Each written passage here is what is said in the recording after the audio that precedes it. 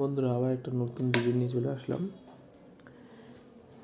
গিজারটা খোলা হচ্ছে, second part. Coil পরিষ্কার করা হচ্ছে। কয়েলটার নোংরাটা দেখেন,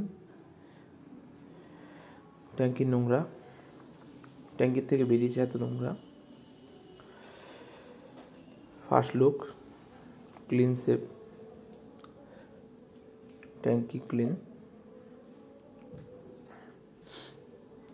পরিষ্কার করার পরে এই যে পরিষ্কার করা হচ্ছে, গিজারটা লাগানো হচ্ছে, সেটিং হচ্ছে।